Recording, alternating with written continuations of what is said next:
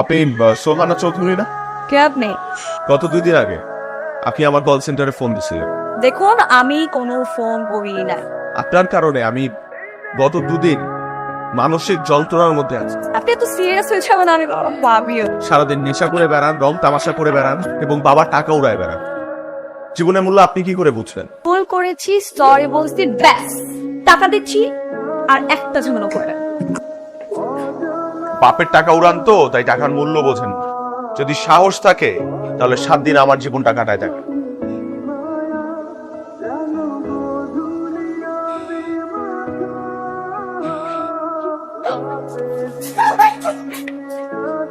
Baby baby baby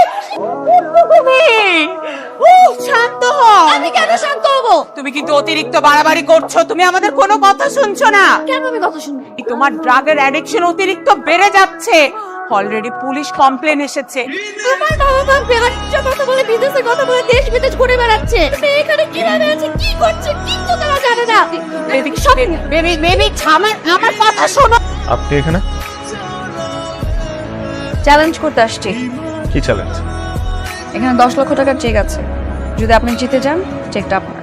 কিসের check এটা? কি বলতেছেন আপনি? আর হারলেই বা কি হবে? যদি আপনি হেরে যান, যে রেস্টুরেন্টের সবার সামনে আমাকে অপমান করেছেন, সেখানে সবার সামনে আমার কাছে ক্ষমা চাইতে হবে। জুয়া ধরে জীবনের মানে বোঝা যায় না। যদি শিখতে হয় তাহলে মন থেকে শিখতে হবে। সরি। দেখুন, আমার ভালো লাগে না এই জীবনটা। আমি সত্যি চেঞ্জ হতে চাই। আমি নেশার জগৎ থেকে যেভাবে হোক বের হয়ে আসতে চাই। ছাড়েন। সরি। কিন্তু আপনি কি পারবেন? মানে আপনার মতো ধনীর দুলালি কি পারবে এত আরামায়েশের জীবন ছেড়ে একটা সাধারণ মানুষের মতো জীবনযাপন করতে? অবশ্যই আমি পারবো। আপনার যে কোনো শর্তে আমি রাজি। আপনি বলেন আমার কি করতে হবে।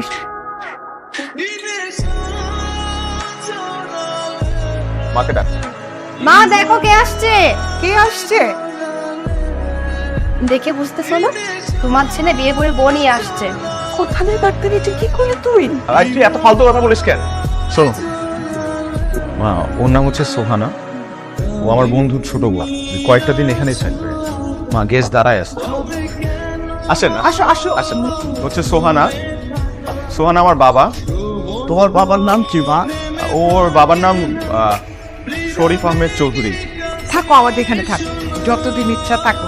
যাও তুমি এখানে গিয়ে রেস্ট নাও। এই তুই দিকে আসলে কি মানে?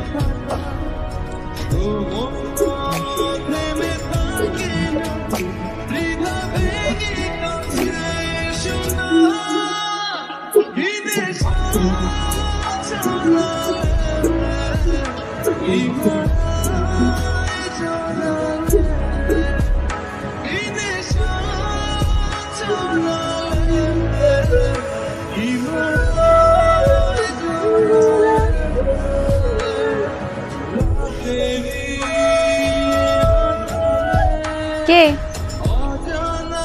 ছেলেটা? কে? পড়াশোনার নামে এসব হচ্ছে? ছেলেটার নাম রাজ।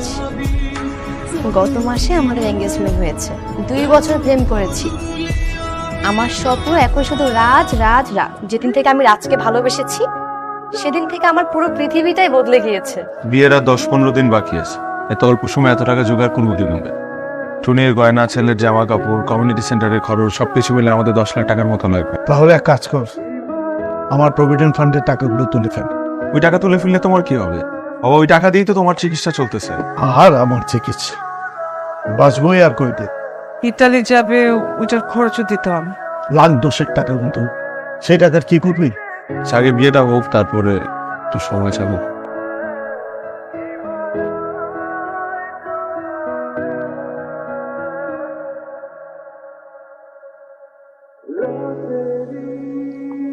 তোমার সময় এটা কি?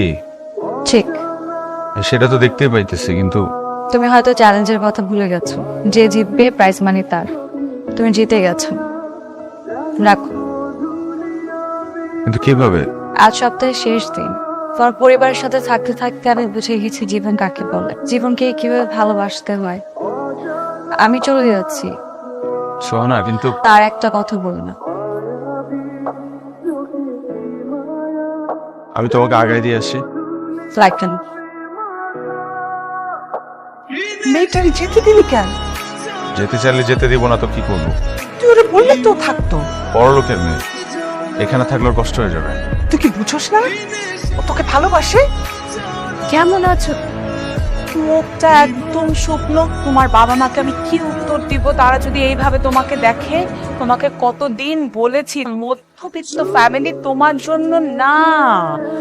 বাসায় চলো, আসো। আহা, মানে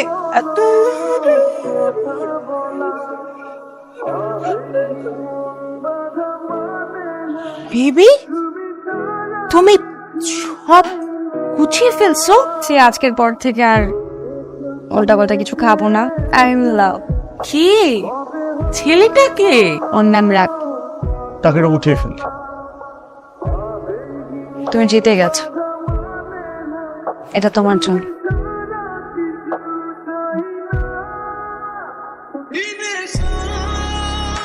কি খাবে বলো? না না, কিছু খাবো না। সোহানা, তোমার সাথে আমার একটা সিরিয়াস কথা আছে। আমারও তোমাকে একটা সিরিয়াস কথা বলার আছে। বলো না। তুমি আগে বলো। সোহানা, তুমি আমাকে যে চ্যালেঞ্জটা দিছিলে সেটা আমি হেরে গেছি। এই চেকটা রাখো। তাকে কি হয়েছে তোমার? কেমন বলছো সব কথা? কিন্তু আমি তোমাকে যেটা বলার জন্য এখানে আসতে বলছি সেটা হচ্ছে আমি তোমাকে ভালোবাসি। না, তুমি যেটা ভাবতেছো ওটা আসলে ভালোবাসা না, কয়েকদিনের ফ্যান্টাসি। রঙিন কাচের মতো, দূর থেকে দেখতে খুব সুন্দর, কিন্তু কাছে আসলে ভেঙে গুঁড়ো গুঁড়ো হয়ে যায়। আমি সত্যি তোমাকে ভালোবাসি।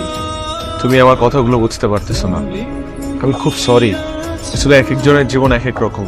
তুমি আমার জীবন বুঝবা না, আমি তোমার পরিস্থিতি বুঝবো না। তুমি ভালো থেকো। আসি।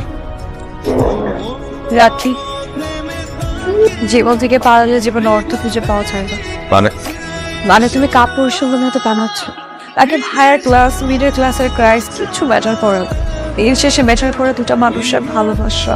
ভালোবাসা মানুষটার ভালো থাকে। জীবনের অর্থ তাহলে তুমি এই বুঝলে? জীবনের অর্থ কি সেটা আমি হয়তো বুঝেছি, কিন্তু তোমার আর আমার কাছে জীবন যতটা জটিল। এখন হাতের মুঠোয় জীবন রেখে আর কতদিন মরিচিকা খুঁজে বেড়ানো। টুনির বিয়েটা ভেঙে গেছে সোহানা। কেন? এই মধ্যবিত্ত সমাজে যৌতুক বা অর্থের জন্য বিয়ে ভাঙাটাও একটা সৌন্দর্য।